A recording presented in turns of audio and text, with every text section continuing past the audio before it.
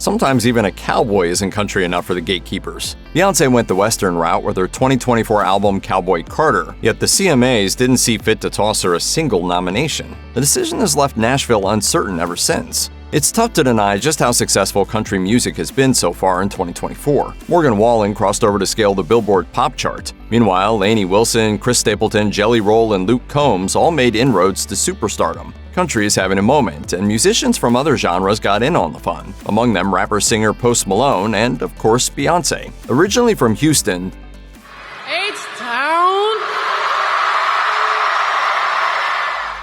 Beyoncé has mostly resided in the R&B and pop worlds, dating back to her time with Destiny's Child in the 1990s. But in late March 2024, she embraced her Texas roots and released her first country album. Cowboy Carter debuted at #1 on 2 Billboard charts, the 200 and the Country Albums chart. One of the album's 2 lead singles, Texas Hold'em, similarly scaled the Hot 100 in February. Beyoncé's country effort was successful by any metric, but it launched a debate about what is and isn't country.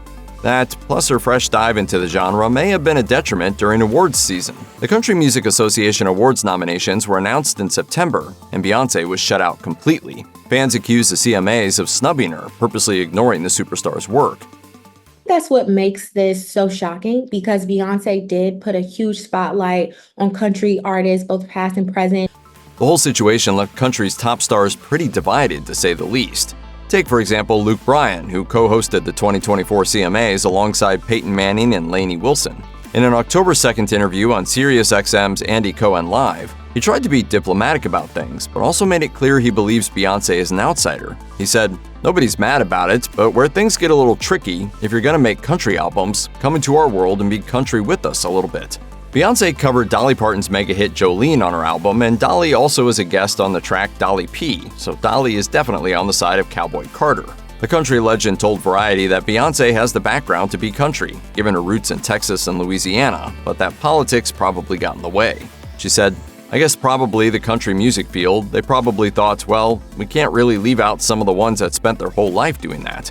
Country star Carly Pearce seemed to try to fashion an argument that Beyoncé wasn't trying for a CMA award, telling E! News at the 2024 People's Choice Country Awards, "Beyoncé is Beyoncé. I think she has publicly said she did not make a country album. She was making an album, and yes, there's a lot of Western, a lot of country elements, because I think she's grounded in her roots in Texas." Notably, Beyoncé was nominated 12 times at the People's Choice Country Awards, although she walked away with no wins. Mickey Guyton, one of the few black artists working in contemporary country, said on The View that she understood the CMA's decision, but also lamented the lack of nominations as a failure. She noted that it could have represented a cultural breakthrough. There was such a huge opportunity in that moment to give a black woman that platform that she so deserves.